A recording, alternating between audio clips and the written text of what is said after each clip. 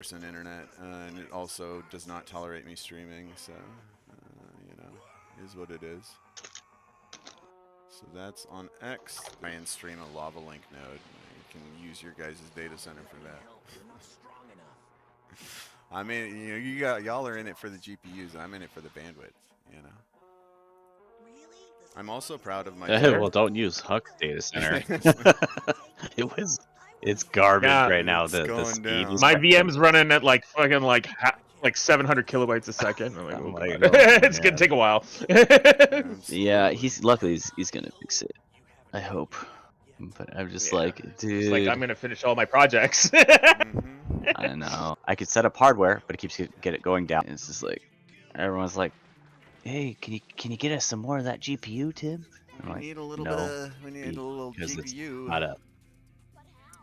Oh frick! I was all excited. Frickin' Austin Ryan was gonna show up. One of my guys from the Entrepreneurs General server, and not even like a weird ML nerd. But then he ran away. So that's how it Two goes. guys joined actually. Yeah, does. I know. I feel so stuck in the middle. Like, and I am like so stuck in the middle Okay, because it's like we're perfect. We're perfect. ready to go. Rate is lower than the. Okay, who cares? It's YouTube. Nobody's gonna. Okay, I think we should be better now. I was on the network that I have to use because this one is more consistent. But if I download a large file, this network boots me off for some reason. So I instead have to bounce between networks, and the other one that I can download files on does not have good latency or throughput, rather, such as it is. Okay, so this should improve now, in theory. But I might have to leave and rejoin. Can you guys hear me say words? Assuming it's his face. I don't actually know that. Yeah, I could be an illusion for all you know, man. I could be a I freaking. could just be fucking stupidly high and just hallucinating this whole You thing. know, at the end of the I might day, need to it's. start drinking wine. I purposely was like, nah, I'm not gonna have anything with dinner. I got this thing later, and now I'm like, that was a mistake. Yeah, dude, you gotta get a little saucy if you're gonna talk about how to do fucking Docker. Oh no, that stuff's fine. Subnetting, which And we're you not gotta doing like tonight. you gotta lead in with like, okay, so this is how docking works. True. There's about two people in this room who will get that joke out of the entire group. Yeah, that's why you should make it. Obviously. Yeah, Let's and see. we'll record it. Smart. Very smart. Yes, and post it everywhere so that you can never live it down for the rest of forever. Yeah, and that's why everybody should always constantly record everything that they're doing. Yes. Yeah, that worked really well for what was it, Trudeau and the brown face Halloween. That guy got away with a lot of shit. He's fine. End of He the got in day. trouble once. Yeah, if you only got in trouble once, that's a win. Hell yeah. Dude. Okay. Although to be fair, it was pretty bad. Let's see. Okay, I think I'm good to go. Or yeah, Tim, do you want to? Or were you planning on screen sharing? Yes. Okay, you test that real quick and make sure I can get it. But other than that, I think we'll be generally good to go. Yeah. So technically I have 2 viewers on Kick. So you are actually talking to people. They might be bots. I'm not sure. But Or likely butts, but thank you, butts, for yes, your yes. patronage. All right. So are we like this is go time or a test? Yeah, dude. I mean, fucking in terms of the introduction to Did we the not announce events. this in our own channel? We should have announced Yeah, it. you should have. Fucking A. Shill my thing, God damn it. Well, this is IDK. It works on my machine with our resident DevOps legend, coolrazor, who keeps all of the wonderful things running. That we Thank will you. continue to break and then call him when they break and go, why is this not working? It's all your fault, Tim. Yeah, that's usually how that Yes. goes. Yep. Yeah, so I wanted to start off with a really simple network diagram that I was hoping to show everybody because this is really going to be centered around networking because that's the foundation. So here's a really simple one to start off with. I want to make sure everybody sees this. I think it's pretty clear to everybody Yeah, what this absolutely. means, what's going on. We don't Very even need to talk intuitive. about it. Uh-huh. No, I just mean that in complete jest, obviously. But no, networking can be very complicated, but and piecemeal what is going on. We're not even going to bother going over this whole thing, but this was just a joke. But what's neat is when you learn the pieces, you can build giant networks like this and understand them.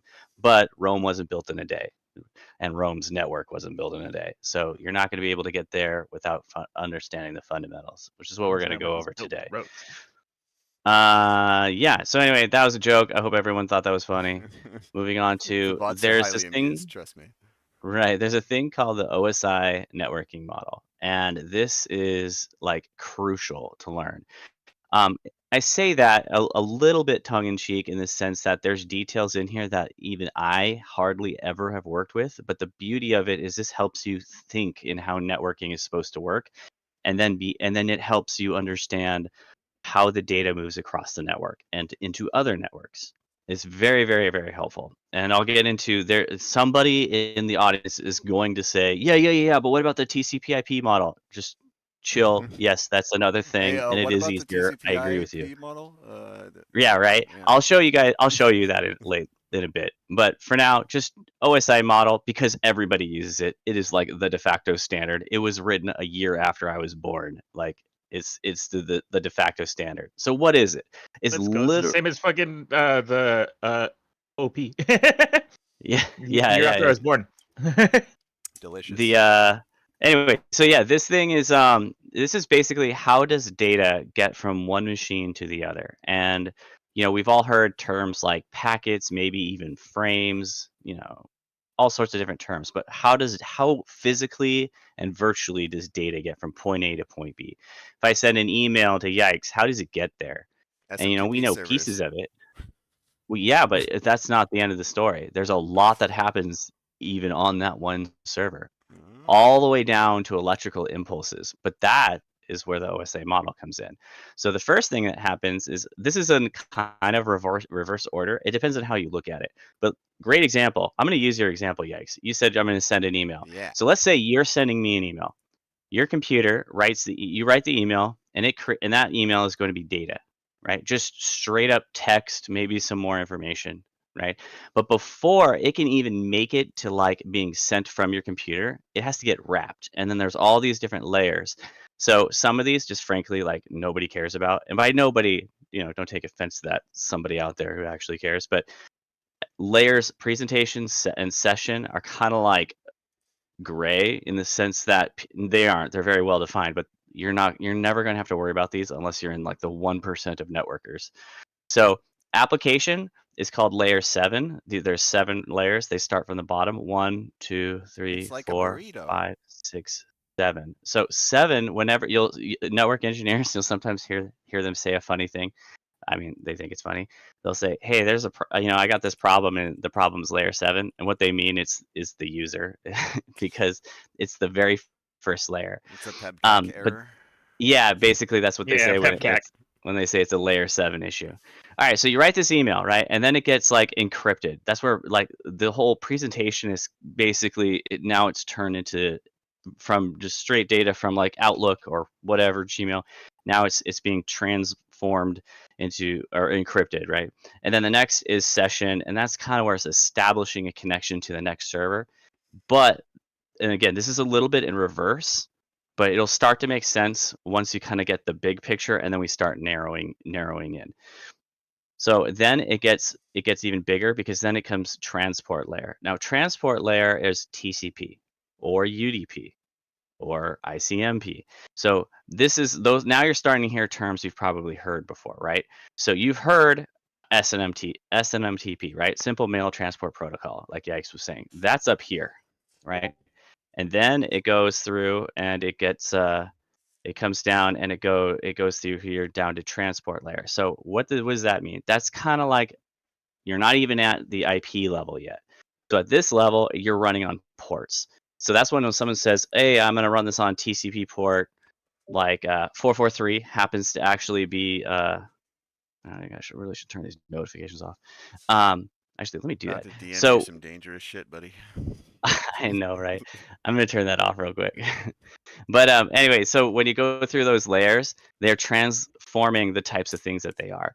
So they're kind of important in that sense, because the ports part of it is like, think of it like you have an address, but there's different mailboxes at that address. So that's where it kind of becomes each of those different mailboxes, like a PO box. Let me back up a little bit. Sorry, I'm getting a little befuddled there. But let's say you're at a location that has a bunch of PO boxes. They'd have the same physical address per se, just forget the address label part. But there's different mailboxes there. Those are kind of like TCP TCP ports. Let me bring this back up. Here we go. So anyway, you're there and you got the different TCP ports. So one of them has to do with SMTP. So SMTP is port 25. Some of these are actually arbitrary and some of them are not arbitrary. The different ports that they could be running on, and also you can really mess with them. But the point being is that yes is 443, regular basic HTTP traffic is port 80.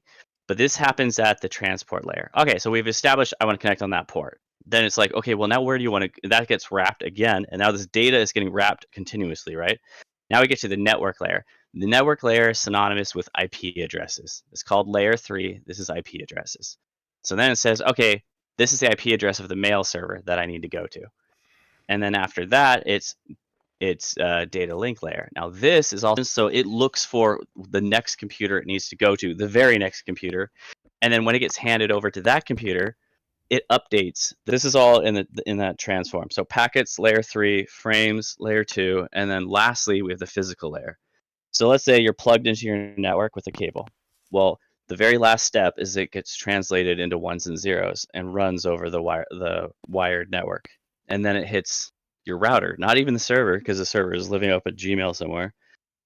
And then it goes out. And then once all those bits and bytes end up there, then it to Gmail. It's going to, eventually get there there's more to this part that I'll explain in a little bit, but it gets unwrapped.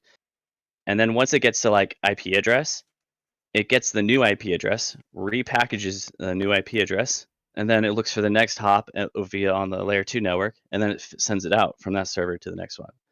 I'm sure that was a bit confusing. Yes. Like, I'm positive. So like, definitely hit me up with questions, and then I'm going to slow it down. I'm going to show you a diagram that'll make a lot more sense in this as we go. But any questions so far? And I'm sure there's at least a few. Yes. How can be? How about specific questions? Yeah, you got one. So so when you said frame, I don't really know what a frame is, so I just replaced frame with like arbitrary word, and then I understood. Very good point. Yeah, so frames is like another type of packaging of data. So inside frames are packets, because remember, packets are at this level. I know packets. Right? Packets make sense. So a packet is like a individual member of a. I mean, a frame is an individual member of a packet. I think it's the other way around, because you can have really large frames, because you're putting the packets in the frame. Like, right? And shipping containers. Yeah, so it's a holder for them kind of thing. Yeah, because what's happening is, let me get to the next part. It'll make a little bit more sense. I have another model here I wanted to show you guys, if I can get away from the ads. Does it have colors? But yeah, this is that thing I was talking about with the TCP, where they kind of bundle these together, which is probably a better way to look at it. And then frames versus physicals, more or less the same. But what I wanted to get to, I'm going to jump back and forth a lot because it's just going to be helpful. So now that I've gone through the 7 layers, right? Here, we can do this one if this one's easier. So these 7 layers, 1, 2, 3, 4, 5, 6, 7. Let me show you but like, these don't correspond to the, to the OSI layer. They're just a list.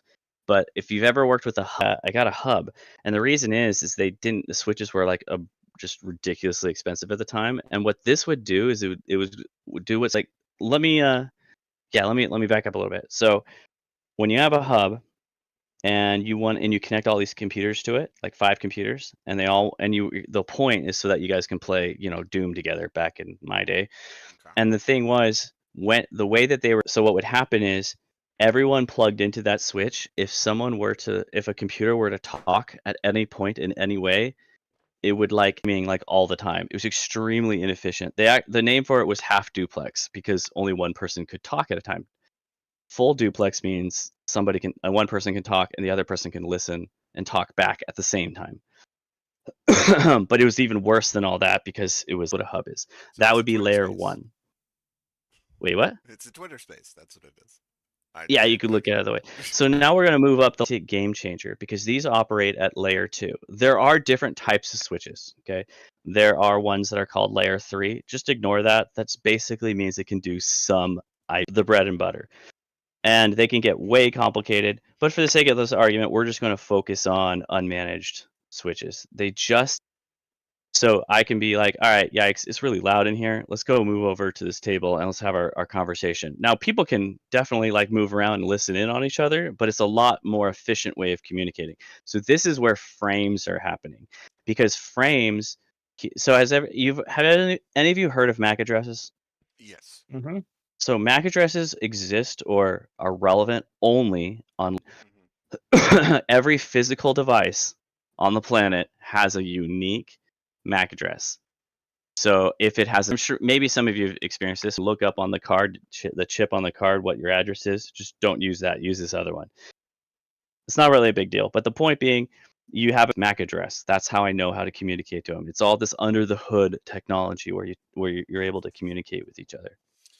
So the frame which is holding a bunch of packets will drop those packets off based on the MAC addresses that it is observing at this conference room? Excellent point. Correct. So what'll happen is I'll have this huge amount of data, and I'll say destination this MAC address, and you will end up getting it. What's interesting about it is it's actually not point to point. The way that works is we're all plugged into the same switch, right? And I say, hey, I need to send this to this address. So the switch is managing that. So it's creating those tables if you want to look at it that way. But it's like I said, the conference room itself is the switch. Okay. So we're all in the same area, but we're able to separate and have individual conversations. It's also more efficient for bandwidth. That was the other problem with hubs. Everyone was sharing the total bandwidth. That's less true on a switch. Let's say there's all the ports are 1 gigabit Ethernet, and I'm talking to Yikes, sending him a gigabit of data at a time. But then Baco here is sending a gigabit over to Sebastian. That would probably work. We'd both probably be using a gig. That's because the switch's backplane is larger than 1 gig. It's not going to, if it's a 24 port switch, it's not going to be 24 gigabit Ethernet total. That's just not a thing. It's usually more in the realm of 3, 4, 5, depending on brand and etc. Time. They're just taking that 10/100 or less speed and dividing it up. And they would be having a lot of trouble because of collisions. Anyway, but let's keep working up. There's a lot of different types of switches. For this conversation and this training, you don't need to know the different types. If you're curious, I'm more than happy to go into all of it. They're really interesting. Power over Ethernet, PoE, that's pretty self-explanatory. If you don't know what you're saying, I have a switch that can do some very basic router ability stuff. There's reasons this will become relevant as we talk about layer 3, why you'd care. But basically, no, we don't care today. Layer 2 is helpful. Again, we're not doing what is it? We're just doing basic switching, and we're doing what I would call an unmanaged switch.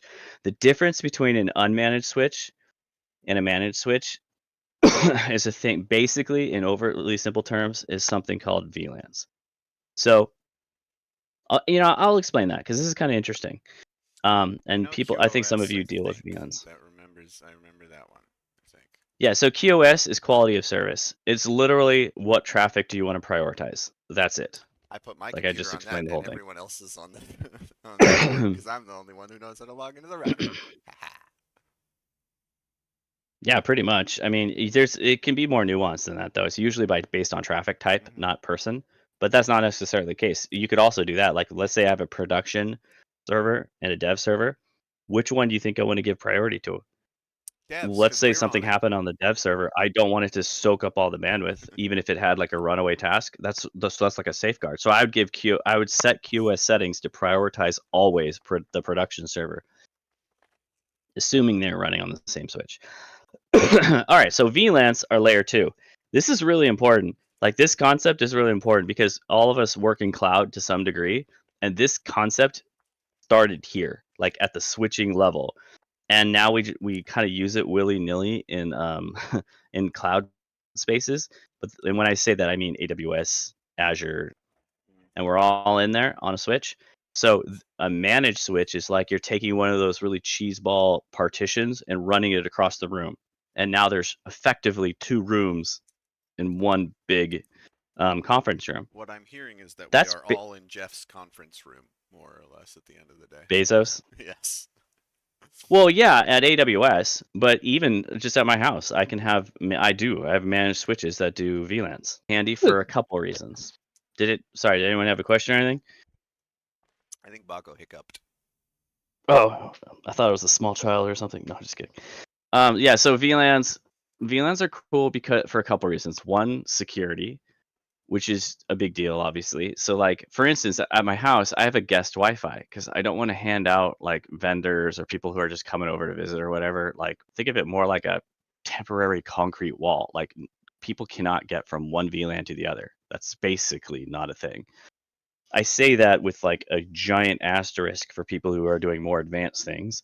But for our purposes, it's like some would say partitioning or carving up the physical device into smaller virtual slices. So when someone says a LAN, that's almost synonymous with smaller ones. Like I said, physical conference room, and now we've chunked it up into smaller rooms programmatically. And that can get way more complicated and interesting. Like the way you do it, they call it VLAN tagging. So like think of it as room numbers. So I VLAN tag a bunch of devices, VLAN ID 100. Well, now that's how all of their nobody cares about link aggregation is cool, but I doubt that's relevant for any of you guys. Any questions so far? Because this is a foundational thing before we move on to like layer 3. But this is the quintessential example of a layer 2 device. I have a question, but I might be skipping ahead. On what layer does a CORS error? So I need more context. What is the error? But yeah, that's probably layer 4. CORS is a demon. And that's all I'm saying. Yeah, so this is so switches are pretty cool. This is how that works, and having the other cool thing about VLANs, like it depends on how you do your subnetting. That's going to come up later, like literally the next thing. How you do your IP networks. But let's say you're running out of IP addresses.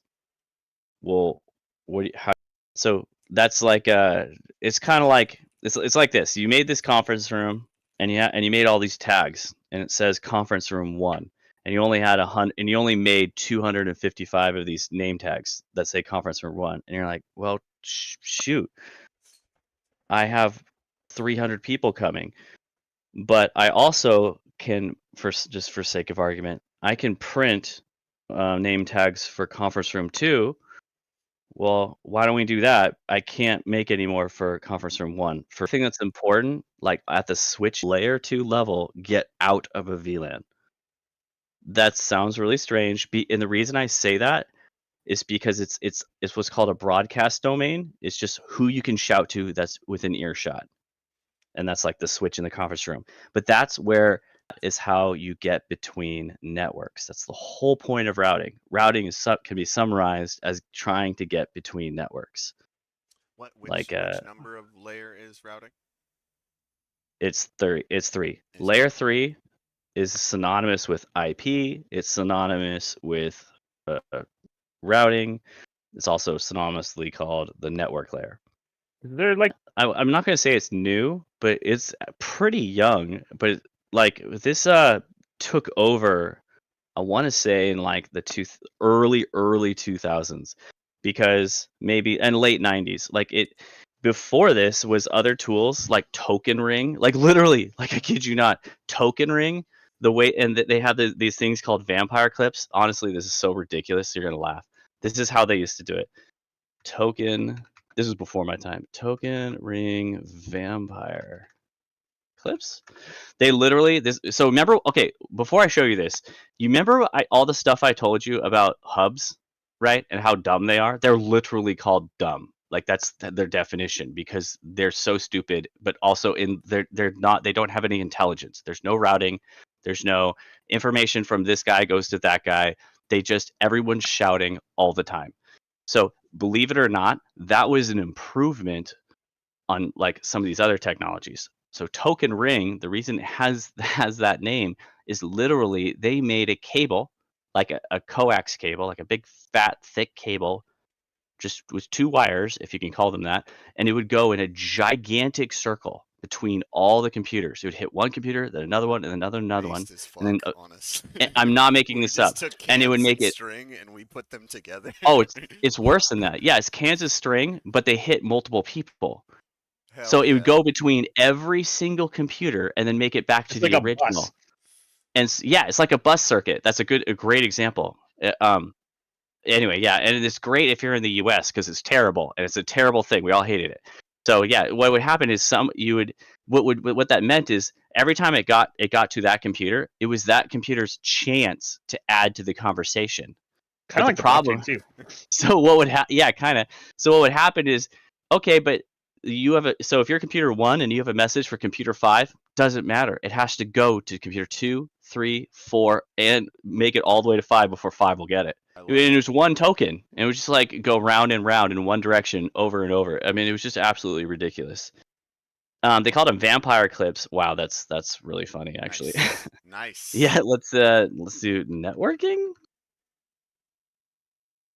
Anyway, but yeah, like they would bite, like literally bite into the cable. Like that's the cable, and they'd have bite marks in them. Like not this nonsense, but like with this nonsense. Just Glorious. pretty ridiculous. Anyway, pretty funny. Yeah, super old thing, but yeah, so like it definitely was an improvement. Yeah, so to get to your question is it used to be it used to be hubs were the only thing. They were also and switches were too unaffordable, depending on who you were, right? If you were enterprise, you got them sooner, and then medium-sized businesses eventually had some, and then now we have them now. And so the other thing about abstraction, I'll bet you every single person listening right now has, almost everyone anyway, has a modem, router, switch, single device in their home, which is great. One device that does everything, but it's terrible if you're trying to learn networking. It's also terrible if you're trying to troubleshoot. Yeah, because where's the problem? Is it at the switching level? Is it at the routing level? Physical is pretty easy because you just check if literally, I kid you not, when it's physical, it's like, is the cable plugged in? Yeah, but so when I was doing my Cisco training, they always taught you when you troubleshoot, you work your way up. So you start at the bottom, check the cable. You do the easiest ones first. Yeah, I used to work. Well, in it wasn't about easy, but yeah. That did where like we had a script that we would follow to have the customers troubleshoot, and the first one was like, okay, have you unplugged it and plugged it back in again, and like. And it's like a nonchalant way of being like, have you fucking plugged the thing in? Well, and oh boy, I don't miss tech support. Oh, they take the frames and they chunk them. I forgot, they separate them into or packets into frames. No, you're right. And then they add the host, the header, source, and destination. This is going to get real weird in a second. It's not that relevant, but for most people, but it is interesting to know about. Basically, I rarely have to deal with like the minutia of this stuff. VLANs all the time, like for sure. There's so and so in the room, right? That's where ARP comes in. It's like, who has this MAC address I'm trying to get to, and that's how that happens. But where the meat's at, logical addressing, examples of network layer. This is IP address. If you see an IP address, you are dealing with the network. Simple, but it's going to get way more complicated pretty fast. And I'll give you a great example. It's called network address translation, which enables people with the same address to communicate with each other. We'll get us an access list. So I'm not an expert in It prevents you from talking to your own computer. That's one way. That sounds like an access list. Exception being that layer 3 switch we're definitely not talking about, because that's just, to everything I tell you, there is an exception. Like when I was going through, okay, remember how we told you this is how you do it? Now I'm going to tell you when you don't do that. And you're like, wait, what? I've been like etching stuff. Like they teach you the abstractions so that you can learn the concept, and then they break it down afterwards. Exactly. It's like learning plasma. I don't want to use the word ephemeral because that's like too strong of a word, but you assign IP addresses. Now there's two ways to have an IP address. You can address.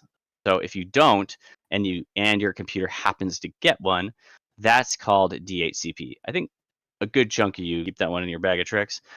But what all that does is it creates a list of MAC addresses and IP addresses, and their computer doesn't know where they're at. So almost everybody's computer, especially laptops, are going to be set to what's called obtain an IP address.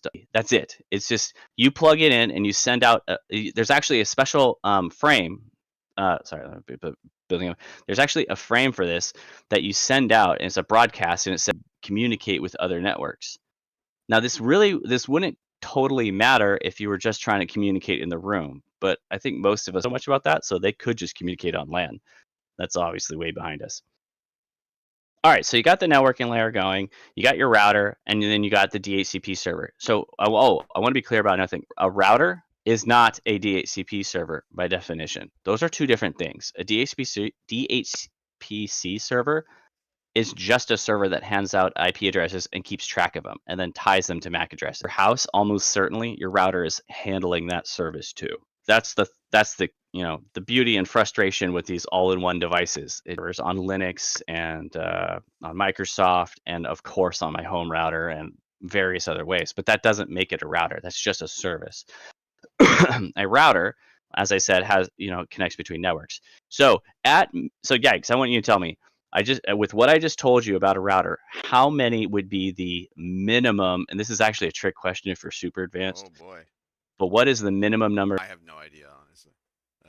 So if I told you like the point of its job is to connect networks together, okay, and that networks can't communicate each other without routers, okay, then what would be the minimum? Would be 2, yeah. That is correct, 100%. There is an exception to that called trunking. We are not getting into that today. Of course. Yeah, there's an exception to literally everything. Any labeled, and then you have usually like 4 ports labeled LAN, LAN versus WAN. That's kind of just done for you. Like that's arbitrary on like big beefy routers because you can figure them however you want. But the terms LAN and WAN are but modems are basically sort of like layer 2 devices if they're set up in what's called bridge mode. But again, we have these all-in-one devices. You get abstracted to all that and translate between the two. So this becomes really important. I'm going to show you a good. Where was it? So the ones on the internet. That's where the router here does that translation. This is a rather complex one without IP examples, but the point being the router handles a lot of that. Believe it or not, oftentimes, but not always, firewalls are yet another device because it takes a lot of brain power, if you will, for the firewall to do the deep packet inspection, that they kind of offload it to separate devices in front of the routers. Mm-hmm. Often they're merged. It's kind of, they're one device. It kind of depends. Anyway, in any case, so because on the internet there's like a bajillion computers, right? But you don't want all their traffic to end up on your LAN, right? That would be kind of anything that they say gets into your conference room. Well, that would be super confusing, loud, and obnoxious. But instead, you want the router that separates the two but allows traffic based on rules. So typically, we don't allow anything from the public to get into your conference room. Because why would they need to? And that's a security risk. And so you can, and we'll obviously get to that later with things called port forwarding, even more complex things. But what's handy here is to understand that it's kind of like a liaison where it does that transfer. So what happens is you get your IP address, and then you set your default gateway. Your default gateway will always be your next hop router. So you're in that conference room, right? And there's always one door, just one door in every VLAN. which is the router, right? That helps you communicate with the other networks. Meaning the next hop. There are many routers between me and Yikes right now. Like for me to have this call and him to hear my voice, there's like a lot of routers going on. But on my machine, I just need to know and configure the next default router, which is my router at my house and his router at his house or wherever he's at, right? So because we're in our own conference rooms. So you put that and you say, this is the IP address. I mean, it's almost always .1 just because people, there's no reason for that. I've seen places that use .254. There's no reason for that either. It just happens to that people pick that. It's not a magical number. Just as happens, and you want it does the translation between that. So by default with access lists, what we say is, which are like rules, right? Say who can connect to who. So typically on your router, you say, hey, anybody in the house, anyone in the conference room, you can go anywhere you want on the internet. Have at it. I will relay the message and send it out for you and make sure it can get back to you. But not the other way around by default. So how are we doing so far? I wanted to check in because we're going to get into some heavier stuff, so I might need to slow down. It may be a case of that, but I have heard some terms I recognize and heard some that I didn't quite follow. So I guess I will kind of keep an eye out for questions. We will see. All right, no worries, no worries. We'll keep chugging along. So I wanted to talk about those devices. We have the routers. Most of these other things we don't care about. Yeah, gateways, that's like not a thing anymore. There was this, wasn't there? Yeah, network layer, 2 phone. Okay. Now transport layer where it gets weird. It's like, okay, so you're in a conference room, right? And you're saying, all right, I want to talk to a person on the internet. Well, that's cool. Network is like where you want to go. Transport is how do I want to get there? So it's like if I wanted to travel like the to different protocols. Exactly. But it's more like ports. It's not actually protocols. It's more literally like ports, direct ports, and it will work. Like I just have to be thorough is a good way to say it on both ends. If we all agree, then that would work. There's nothing, it's arbitrary, but not arbitrary because like if I try to send email on a non-standard port, that's not going to work because nobody does that. But if like, let's say you have to be there to receive it, right? Exactly. You got it. So we have to agree on both ends to be weird. If we do that, we're good. There's other things that get really interesting with that. But yeah, no, exactly. So for transport is like the how. So that's like using the analogy of like the conference room or the mail is I know where I want to go. Like I want to go to where Yikes' house. But do I want to take a bike? Do I want to take the bus? Do I want to fly? Do I want to walk all the way there? Those would be more like vampires. Yeah, yeah, there you go. The vampire clips and a board deck building game of some sort. Yeah, so that would be that, right? It's how do I want to get there? On what port am I communicating? And what's interesting, I want to put a bunch of websites on it, but I want it somewhat secure. So I don't want the websites to be able to like see each other's traffic. So I have this physical server and I have Apache. Well, think about that because that used to be trickier back in the day. But now that's a lot easier. So what that means is I could have like 10,000 different web servers all on the same. Problem is when you try to get to them, like let's say the customer is trying to get to them, right? They put in your website address or your IP address and no one's going to want to remember that. But that's also not true because we can do some trickery with load balancers and I'll get to that later. Up here. What the heck? Oh, no, wrong one. This one. So where did I leave that? File server, close enough. Let's just pretend that this is a web server. It's funny, it's like the one missing is the web server. So we have this web server here, right? And it's listing on all those different ports. But again, I don't want people to have to remember that. But that's okay because I could have a load balancer, which would be somewhere between these two, or you could use it as your router, actually. Doesn't really matter. And the load balancer is domain name that is hitting it, not the IP address, the domain name. So if my web browser, I point the DNS to it, and if my web browser asks for, let's say, domain name X, the load balancer will see that, and then I can specify the target. So literally, what's happening is domain X hits this, the internet it's forced to use SSL, then it strips it. Service is listing on 9,000. Doesn't matter, because this guy translated and handled that. And then when it goes back, it goes in kind of a reverse order. And no, there's a rule. Hey, if you see someone asking for domain B, all right, cool, go to port 10,000 instead. Same IP address, but different port. That's one of many ways I can actually serve tens of thousands of websites on one server. There's other techniques we can do. We can get all fancy with DMZs and et cetera, or, you know, this is all before Docker, but it gets even crazier when I start adding in Docker. So like, it's really helpful in dev and prod environments because you only have so many ports on standard ports, right? But that's not using that host header kind of thing. And that by that I mean a domain name. You can't do that on those different ports.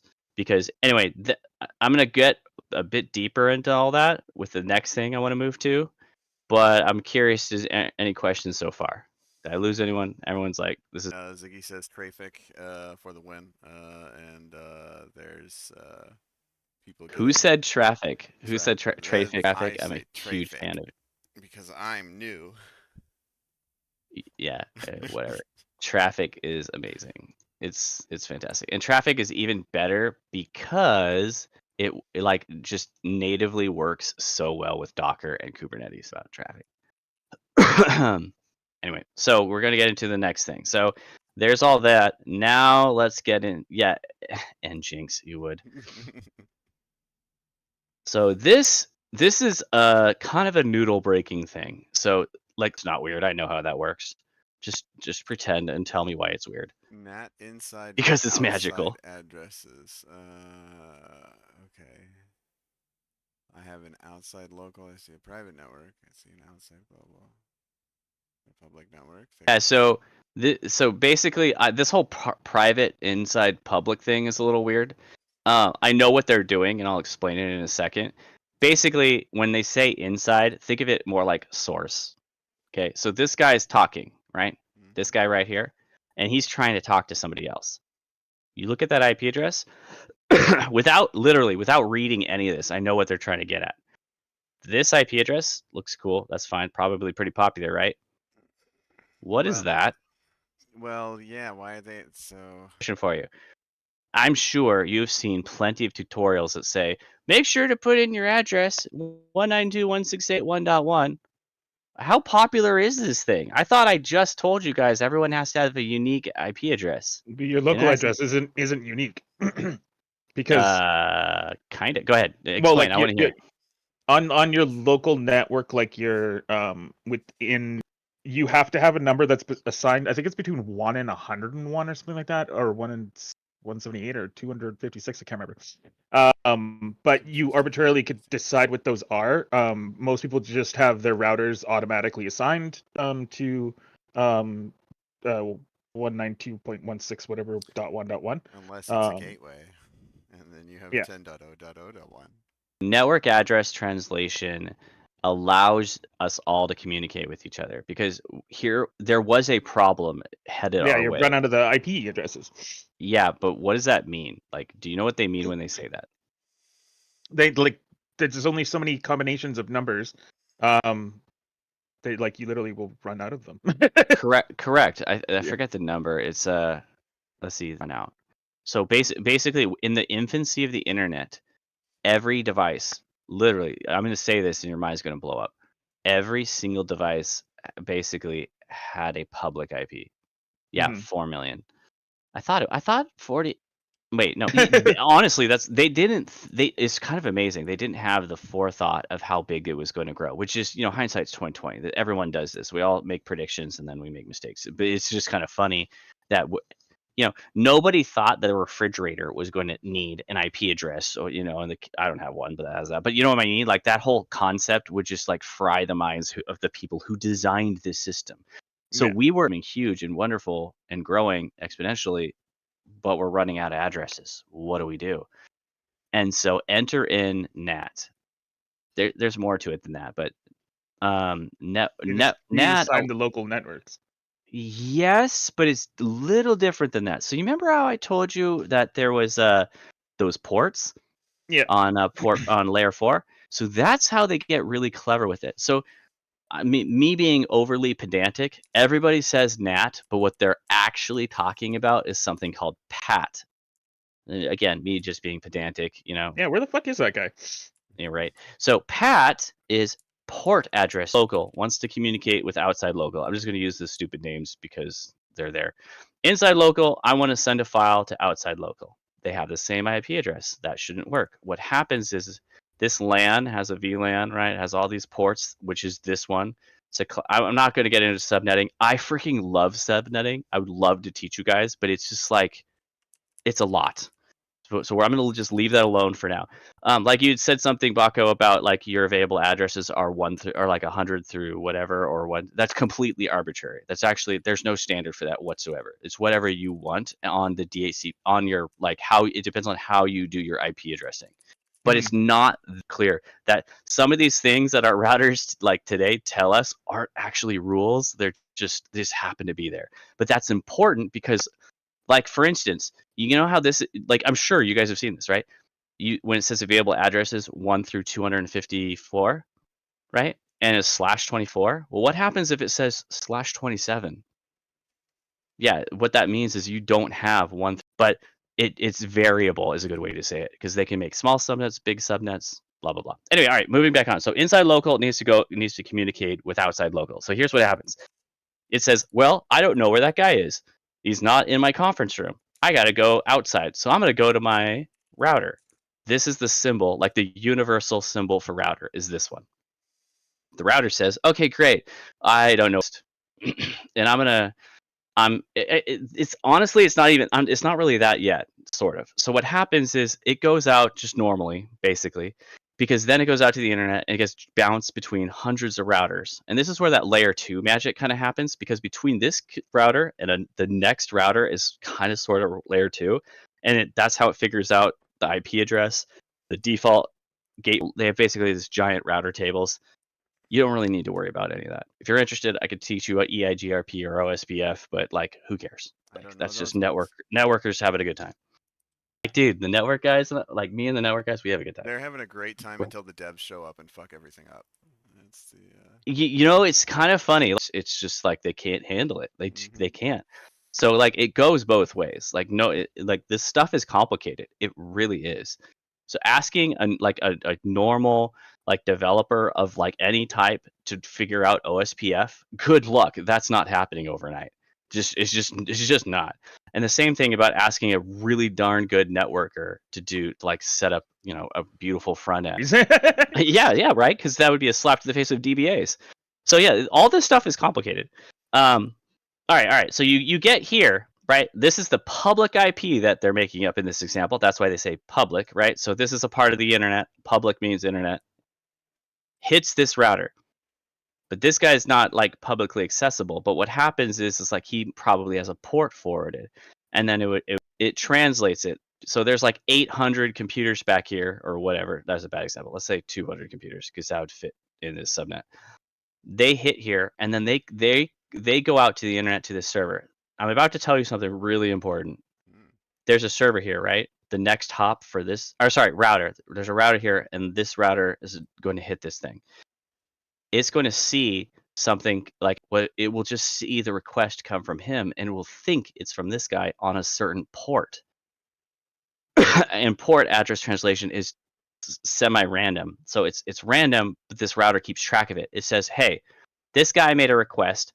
I'm gonna forward that request to the next router, but I'm gonna forward it out of this random port, like 4,000, something I'm not actually using. And so it says, okay, I received it on there, and then communicate. I'm getting a little fuzzy on some of this.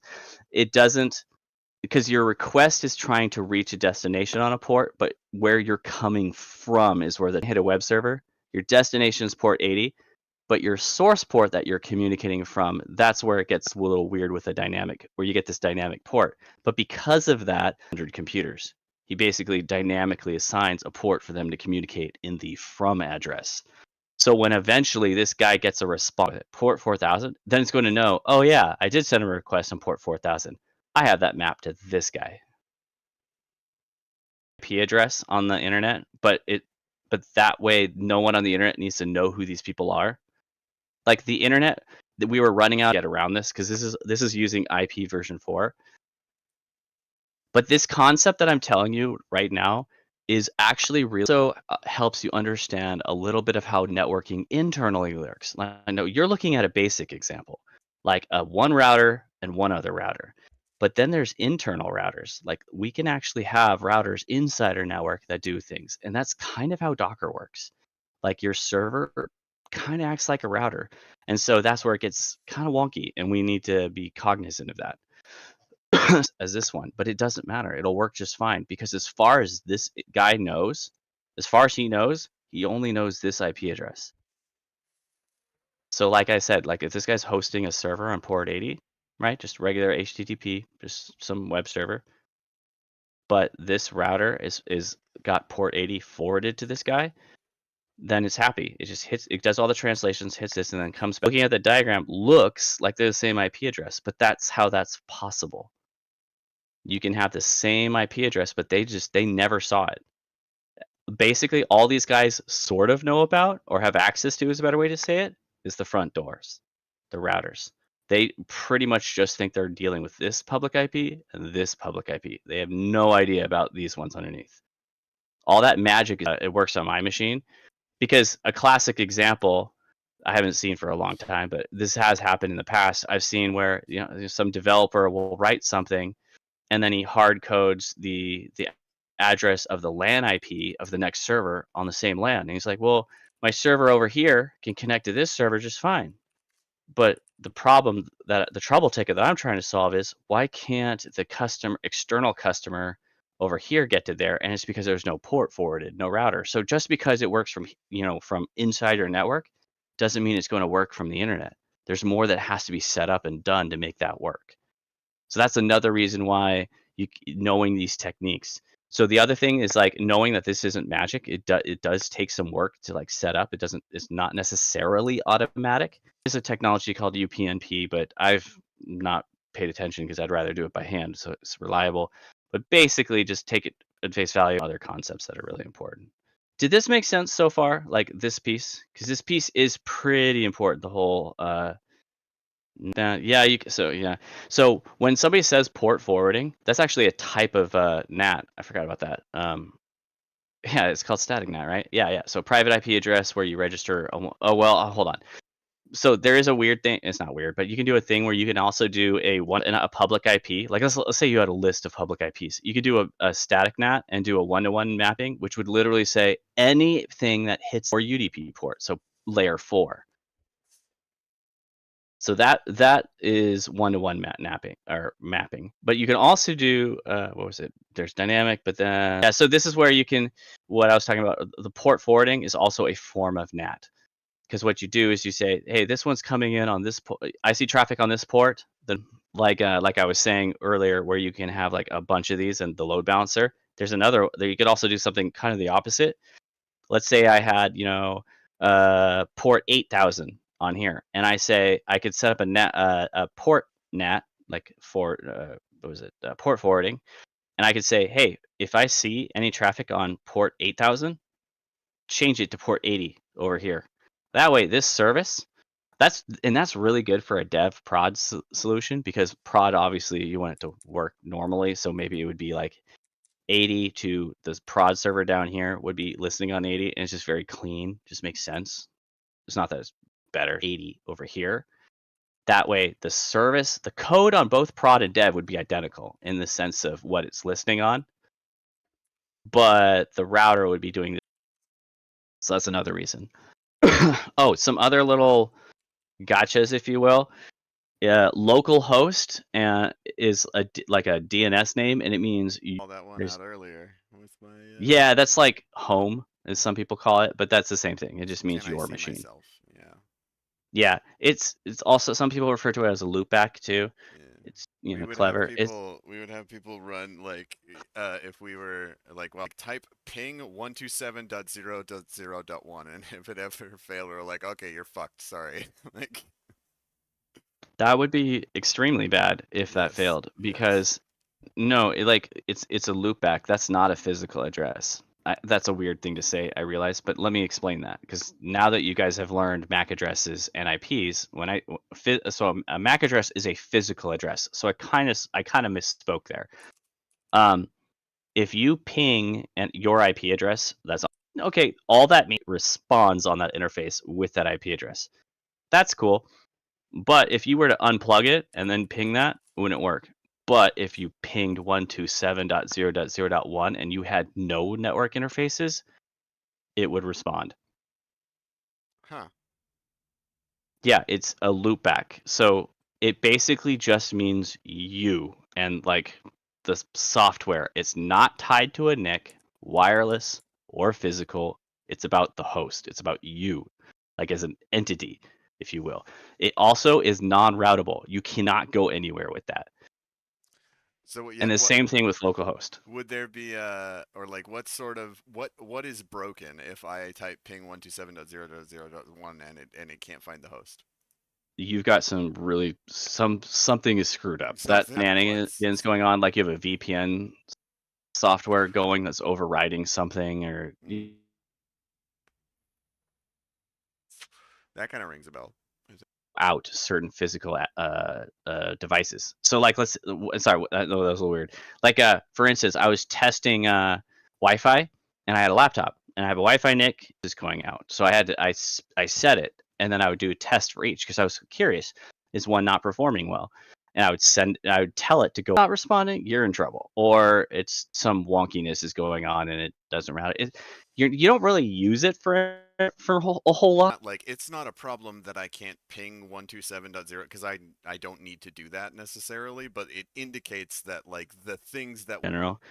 It also adds a layer of confusion because when we get into Docker, that does some weird stuff. But because who is me or the host when you're dealing with Docker? That's almost like a matter of perspective and getting the right. Who's me? Because they're both autonomous and they're both not.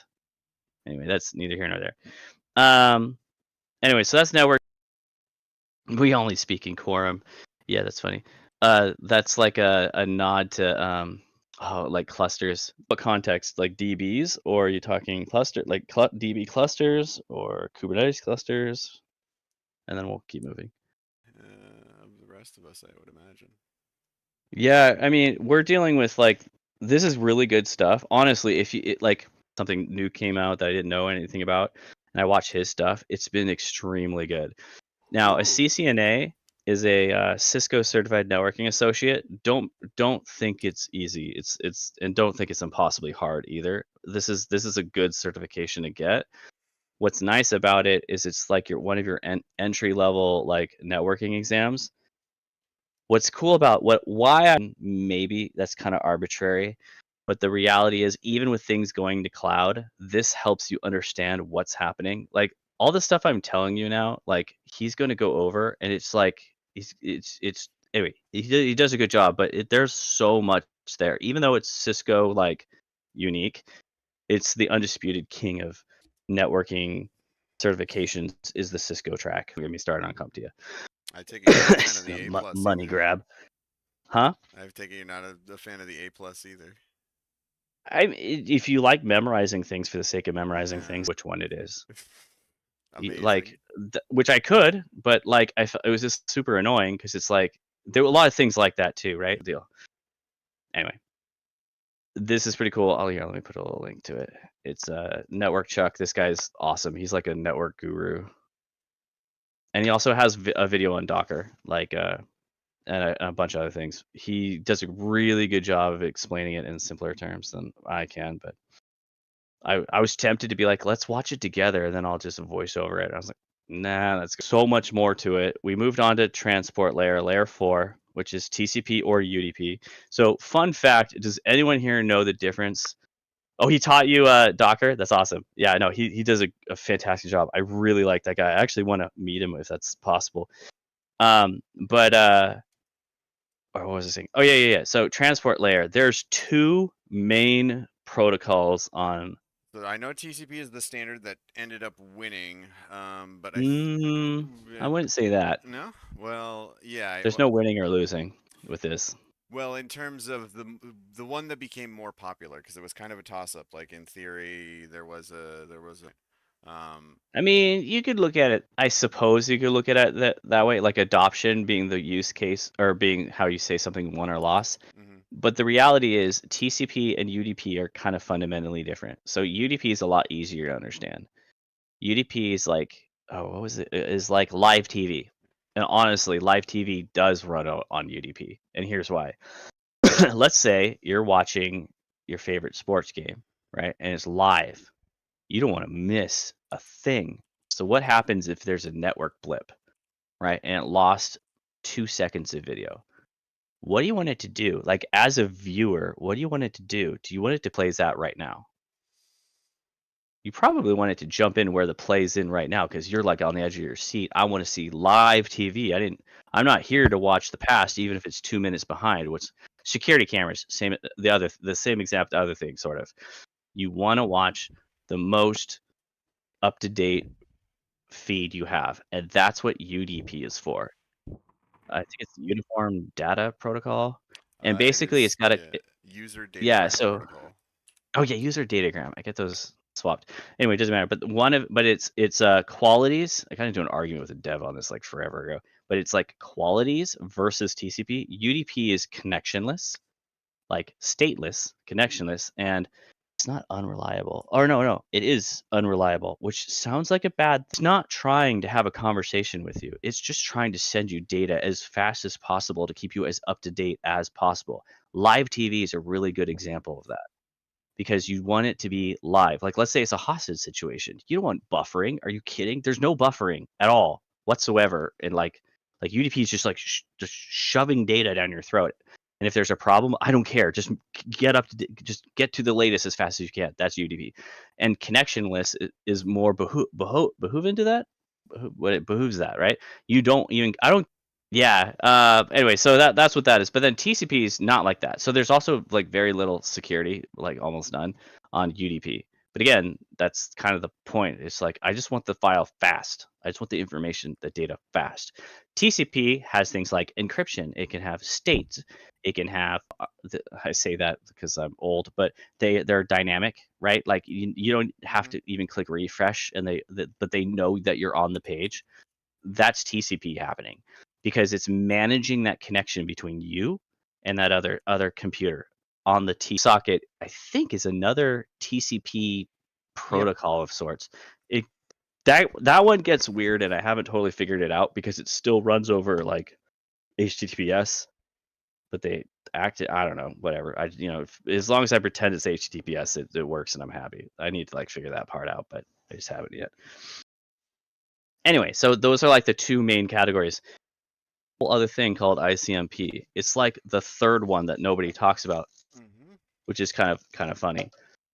Like I think they did that so that it's more reliable. There might be more like I don't know, a legend behind it or a reason why they did that, but it's actually a third one technically speaking. Which is bizarre because when you use ping, you give it an IP address. So, well, I guess that's layer 3, so that doesn't Since we're matter. on the top, semantic aware transport layer protocols, which sounds Nice. goofy as fuck to me. And then I ran into the guy that runs tlsnotary.org, which is they leverage the transport layer security, but they made it I believe they turned it like public key cryptography, um, where they split the keys between two parties, um, and then they're using that to like prove authenticity of a given piece of data. Interesting. Same thing at first, but he was like, "No, it has nothing to do with blockchain. It just happens to be public key cryptography oriented and sponsored by the Ethereum Foundation."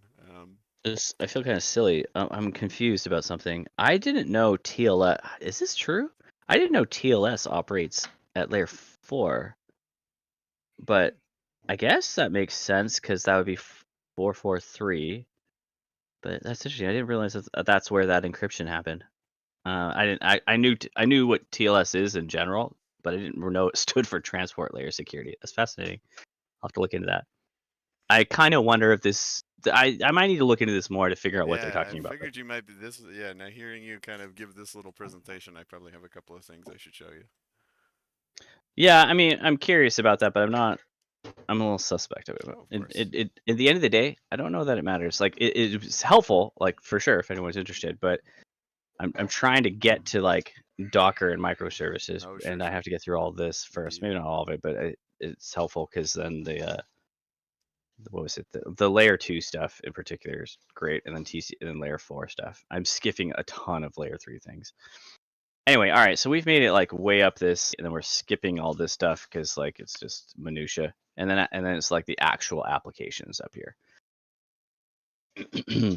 All right, so where are we at?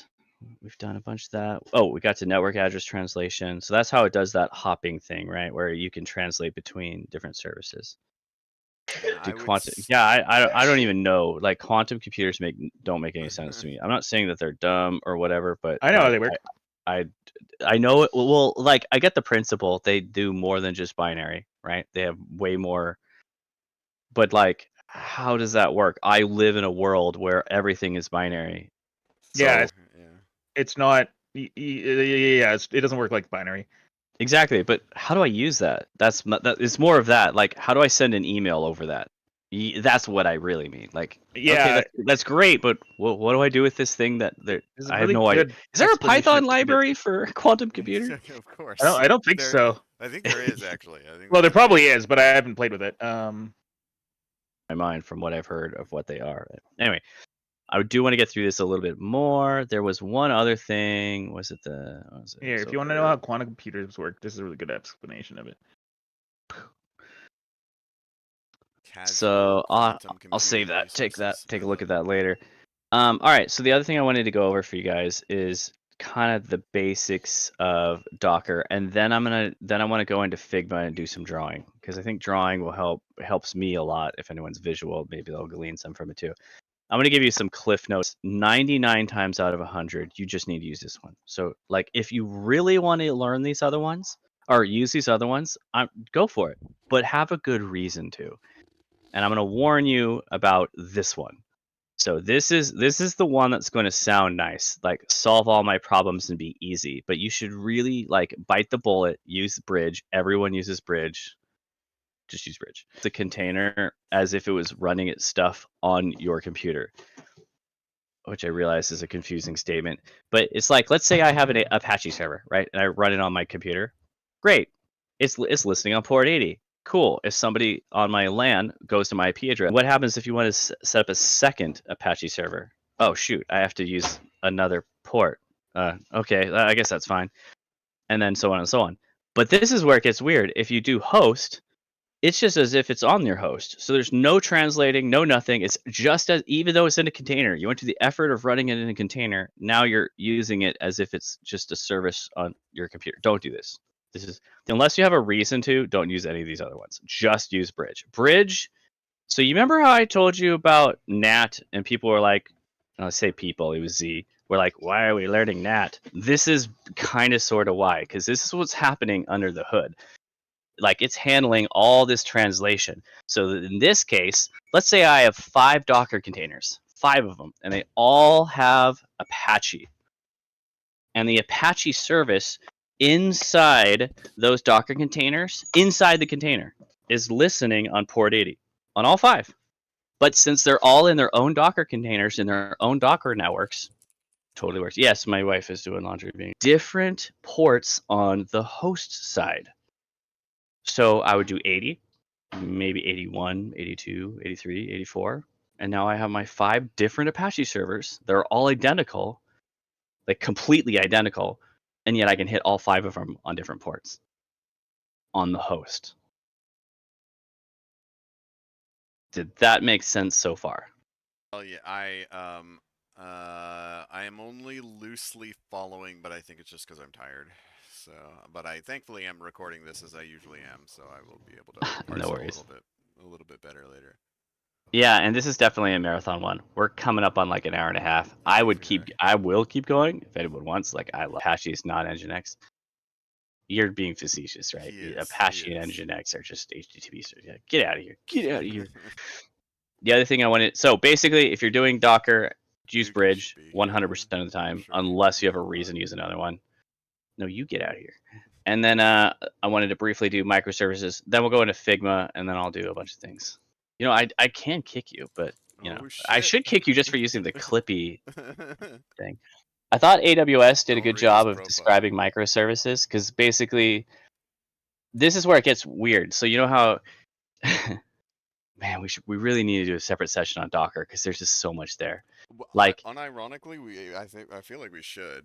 Like, I mean, Yeah, because like I I can also keep going. I'm getting tired anyway. yeah. All right.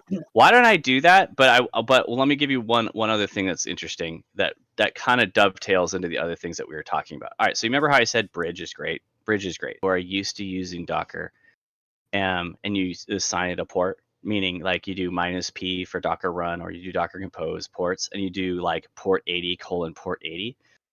That allows the outside world to hit it using your host's IP address. But if you have that same Docker network and you have 2 containers in that network, they can talk to each other with no restrictions. But the problem is if you don't do the -p or the ports, then no one can talk to them unless you do so. Now, why am I saying that? Because in microservices, I saw it down here, I want to say. No, maybe it was a different one. In microservices, was it here? Yeah, so this is where it gets interesting. This one. So this is like the outside world. They hit this gateway, and then here's all these microservices inside a Docker network. It actually is even more intense than that. But the point being is that maybe these services, like this one, listens on a port and the outside world gets to it, but now it's communicating on different ports to different services, and they're all communicating together, but it's not exposed to the internet. If you do it like that, you can make these things scale, where I can dynamically say, instead of giving me 5 Apache servers, give me 100. It gets into more minutia later, but yeah, I think maybe we Or should you pause just here. wish We've hit for an it. hour and a half. Like, I would keep going because I honestly love all this stuff, networking and virtualization. I could go on for hours, but I don't want to. You know, if you need me to help you go to sleep, maybe I'll keep going. But you know, anyway. I still Apparently, got work to do. Clippy's getting a lot. The dev for Baze, but also the dev for Monk. I feel like you and he should hash it out on stage one of these times. No, that would be good. I love talking about this stuff with other networkers. Like, we feel like we get each other and we connect, right? The thing is that I know a lot of the stuff we went through in the beginning was kind of dry and drudgery, but it's the building blocks for all this stuff, because this is essential. It's just doing the. That's a VLAN's a what is that? But coming back to this is where it became relevant. Or what is it, that one? Yeah, because each of those own like room, and then we have on the other side we have like the Docker host, and then after that now we have another. We go to the actual router, because believe it or not, that's different than your host's IP address. You can do it Docker container inspect and then the name, and you'll actually see the IP. You can find the IP address of your container. But now that you have the foundations, you can understand how all that translating is happening so that it can work. So anyway, I talked a lot. I hope you guys got something from it. There's so much more I can and want to get to, but I think that's probably a good place to stop. For sure. I think Ziggy has a very interesting question here. Ooh, what is this? Do you think it's conceivable to have an AI-first HTTP host, like a replacement for Apache or Nginx, that handles routing or something in a more dynamic way? Or like a fail-to-ban plus AI? Got nothing. Start over. Start over. Oh, I just got that. From yeah, the beginning, from the top. From the top. Yeah, no, that's an interesting point. So the problem is networking is really hard for AI. I've noticed, and the reason is it's kind of the same problem that Python has. There's just a bajillion different ways to solve the problem, and because of that, it is very context related, and then preference related, and the examples are varied, and the varied examples are honestly what kills AI. So, like, I've explained this to a lot of people, but it was fascinating to me. I read this article about how AI was. This was like a year ago, or maybe less than a year ago. Well, how does that make any sense? Well, that's because in Arduinos, it's a very basic language with very little or very few libraries. So basically, think of that as if I want to do a thing on an Arduino, you kind of have one way to do it. That's not even close. I mean, think about it. If you wanted to launch a web server in Python, off the top of your head, there's like 4 different. So what? You're going to tell it, hey, what IP address does my host need? Does my router need? Does my container need? They tell me. So the pattern that works for this with AI is a series of state machine router. He can watch what's going in and out, and he can monitor. He can update his internal state based on what the current router is. He can receive a request. Then I frankly believe too many things for it to track. That's an oversimplification. Now, where Z's mind is probably already going, and my mind's already going, the Kubernetes is really good at this, at like this part, especially coupled with things like traffic. Literally, it does the abstraction for you. Like that's one of the beauties of Kubernetes. So like you do the hard work, which is getting it running on a bunch of different servers, but then it manages dynamically these endpoints, not necessarily the endpoint itself, but all the places it's going to. Like, remember I gave you the example? I'm going to spin up from 5 containers.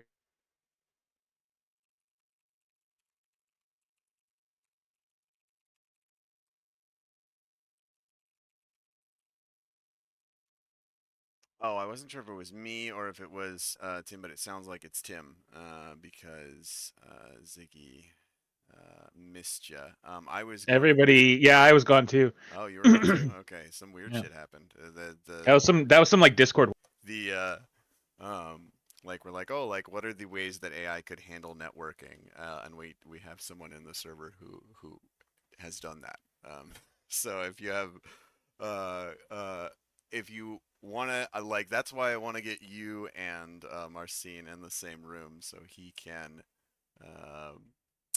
elaborate on the kinds of problems he ran into and then make like a series of networked agents that can operate the Kubernetes solution or the hand-rolled Kubernetes essentially.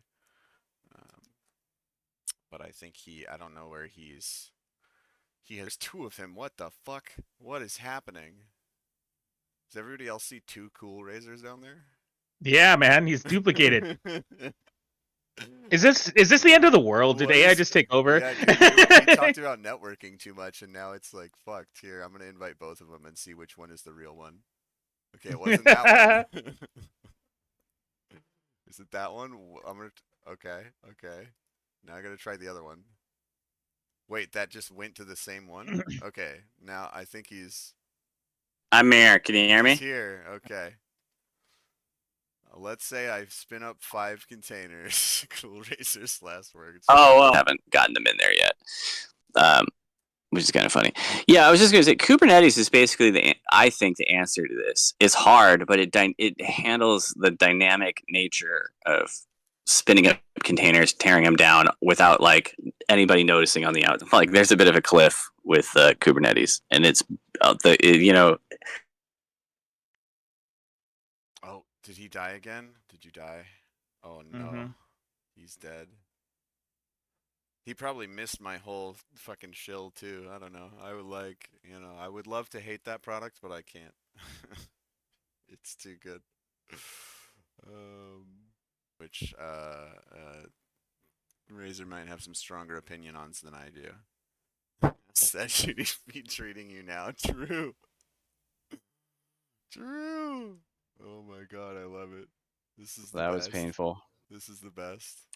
This is the perfect cap to the network. It's the laundry. That would be really funny if it was the laundry. It doesn't matter. No, I have a brand new router and a brand new modem that I need to replace like tomorrow. The old ones. So that's what I'm gonna do. No, Kubernetes and Docker. Yeah, that is true. They're ex-lovers. That is a thing. But here's the thing: Containerd is like the next evolution of Docker, and it's made by Docker, and it's just fine. Also, I've been hearing that people like Podman more than Docker. For those who don't know, Podman is Red Hat's flavor of Docker. I do know. It literally uses chills. It literally uses the same commands. It's kind of funny. But anyway, I think I'm gonna call it. I'm hoping my internet doesn't go out again, but I'm imagining it will. So I'll You're probably being have to forcibly deal with all that. stopped from taking us further up the networking burrito, Yeah. unfortunately. But yeah, that I want. So now that we have that foundation, what I want to do is go into Figma and just like people give me examples that seem weird, and I'll tell you how we do it. And then I'm also going to do examples. Perfect. But I love it. Let's do episode 2 sometime in the For sure. near future. It'll be good. I'll put it on my list. Thank you. much, but the good news is you guys can just disconnect whenever you want. So. Yeah, there we go. Or Sorry, Discord networking forcibly- issue. Yep. Oops. Yeah, right. You know, that's how it goes. Let me write that down. We're gonna do episode 2. Docker and Docker and Docker and Docker and Docker. Oh yeah, Docker and Docker is another thing. Actually, yeah, is that the Monk? You should have me and Monk talk. Well, yeah, because he was here all. That would be really He interesting. was just chilling in VC all day yesterday, so we missed our opportunity really. But I'm sure he would be thrilled to chat to Z like this. So the like, how could we have AI actually do networking? Well, what you do is you replace Kubernetes entirely with another hand-rolled system that has. Wait, who said that? That's what he did. Is he rolled his own Kubernetes, Kubernetes plus other things, and then No, yeah, plugged a that's bunch. not. He did not. I'm sure what he did is Kubernetes, and No, it's not. You sure? I am almost positive. Like you don't run but like it. That's the same problem that he was because he's out trying to market it or whatever. And the same problem, the incredulous reaction you're having right now is the one he keeps running into. And like half the VCs are like, they faked this. There's no way they did this. And he's like, he was talking to me last night. Like he was like, so yeah, I'm very interested to have you guys have a chat sometime. But I can confirm that it is one of the main obstacles is like, hey, Kubernetes guys, you don't have to use Kubernetes anymore. We just like made a version that's actually easy, and then put some robots on top of it to make it even more easy. I think this might come down to semantics a little bit too, because a lot of this is open source. Like Kubernetes is open source. They could fork it, tweak it, and then say it's Exactly. Like that's I'm very interested because like to me initially like it could have been a fucking abstraction of whatever, but it's just cool. And now I'm like starting to grasp networking, so I'm like, oh shit, this is actually as cool and fucking black magic as I thought it was. Whereas like somebody coming from a network background, like this must be there's no way that this is a thing that's happening. Like it must be a re-rig of the existing system, so et cetera. So no, yeah, very educational conversation, I think. It's interesting too. Like there's I forgot, there's some comic out there, like a web comic or something that said this so well. It was talking about how it was basically, why do new protocols come out and everyone complains on how there's so many protocols for the same thing, or standards, I think was what it was, and same thing. And this dev is like, this is the stupidest thing ever. Why are there so many protocols and none of them do it the way that it should be done? And then he's like, the person's like, you know what? I'm gonna write a new protocol. And so they write and they get deep into it, and they start to realize that every person who made a protocol before them had to do a give and a take. And that's different need or whatever. Yeah, how do standards proliferate? Yeah, I thought it was XKCD. Yeah. That's like, but that's like the same thing as like JavaScript libraries. Like everyone's trying to make the new fucking thing that's gonna revolutionize. Result is now we have, when I said 12, the end result is now we just have 13. Right. Because it's rare that the new thing comes out and solves everything. That's just super rare. So what worries me is that Monk, Proxmox, even, and like a ton of these things are just reinventing the wheel, doing it slightly different. Like here I really like K3s and Rancher because in Kubernetes the level of like depth and support is like so deep. Like it's just ginormous. And also, like let me find you the most beautiful thing like website I've ever seen. Is Dude, I'm in CN. the Kubernetes Slack, and like when I click when I click browse all channels, like it scrolls and scrolls and scrolls and scrolls. Like it's yeah. CNF, that's it. So what is CNF? CNCF, that's what it is. CNCF. Cloud Native Let me Com find this thing. Europe. Yeah, so no, Cloud Native Computing Foundation, that's basically the Kubernetes organization, if you will. Yes. But they have this beautiful concept called the maturity. It's probably got some issues, but the cloud matrix, there it is. Finally, jeez Louise.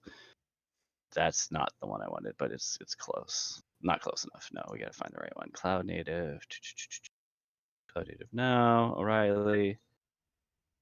Oh my gosh, Oh, I'll cut failing. recording Where since is we're this thing? chatting here. Let's see.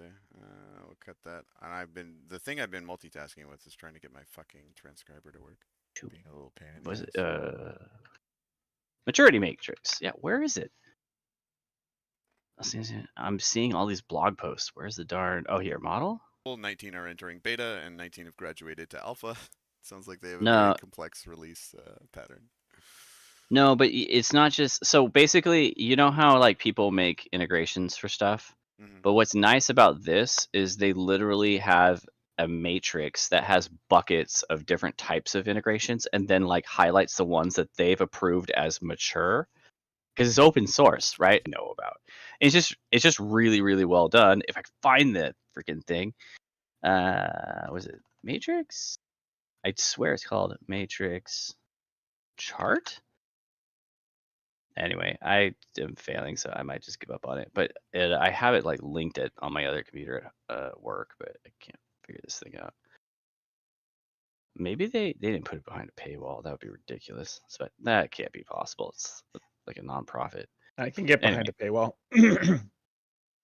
Maturity level matrix on JenkinsX.io. I think that might be just No, Jenkins it's specific. on the Cloud Native Foundation's website. I just need to find it, but I'm not finding it, so I might have to just give up. I'll throw it in the chat, but I'm PR to just. remove the maturity matrix in the changes page, possibly. Did somebody say that? That would be Yeah, ridiculous. I'm going through their Slack. Yeah. But I linked what I found in terms of the maturity matrix. I might be calling it the wrong thing. I think that's, that's probably what's happening. Yeah, graduated in this has got to be it. Where is it? Where is it? Where is it? Where is it? I found a version of it, but there's a better version. Yeah, I found it. It's called the landscape. Yeah, check this out. This is so cool. Finally, God, that was painful. Boom. Landscape.cncf.io. Freaking everybody should be using this concept. Like every time there's a platform out there, they should use this. Like look at it. Look how beautiful it is. There's sections of things, but you can clearly tell which ones they call them graduated, incubating, ones that they were looking at, and they're like, look how it. I gotta find Isn't this amazing? This is amazing. Because that's the other issue with DevOps, and we haven't really gone into DevOpsy things, but DevOps is like there's literally thousands of tools out there. Like just it's ridiculous. So it's hard to keep track of. So this is like a good one-stop shop. It's Kubernetes based, 100%. Like I said, Kubernetes is made by Cloud Native Foundation. Actually, for people who didn't know, Kubernetes was made by Google, and then for Google just being nice, I guess, gave it away. And here all the different like integrations, like continuous integration delivery, so that's CI/CD, and there's like like literally you can see like there's 40 different icons there of totally different things that use it or that can do that for Kubernetes. There's another bucket where it's like streaming and messaging, database, but I'll be honest with you guys, like this is like a whole nother level because you have to write very purposeful code in order to pull this to use Kubernetes. It's because it's Docker like, but it's good stuff. Don't get me wrong, and it is fun. It's just haven't had need for it yet because its real strength is in scaling. That's where Kubernetes really shines. Like it's a lot of complexity and abstraction. Together. I'm uploading it right now. There you go. If anyone like Z was saying though, if you want to learn Docker without having to sit through me go on for hours, that earlier link that I gave you to Network Chuck on YouTube, fantastic. He does sell courses, but honestly, you just need to go to his YouTube channel. It's good enough. It's really good, really good.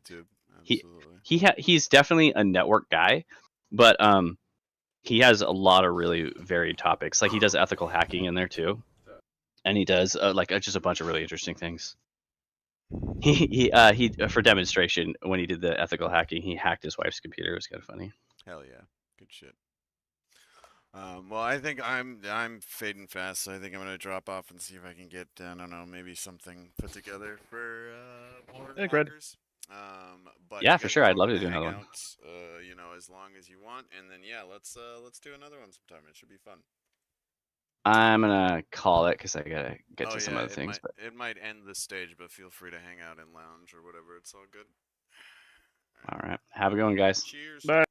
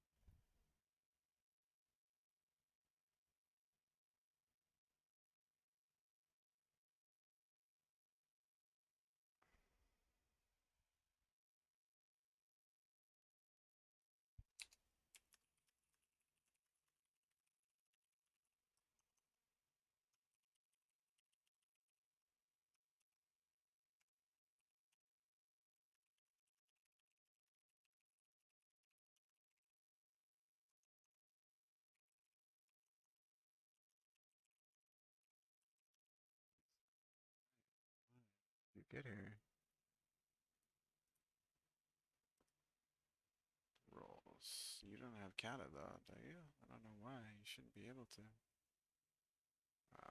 You should have. You should definitely have a Mirage. That's what you should have. I don't know how you got 0.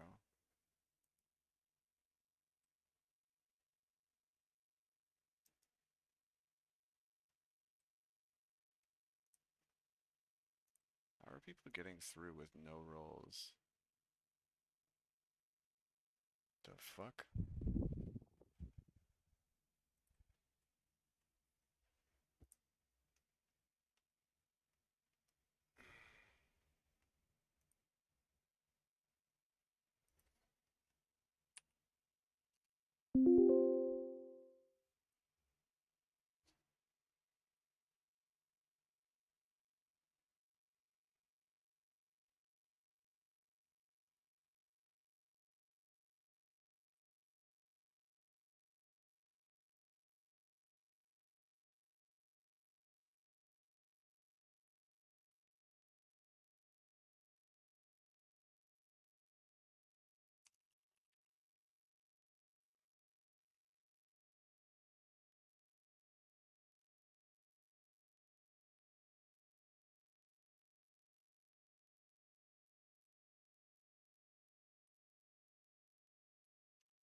How are people doing?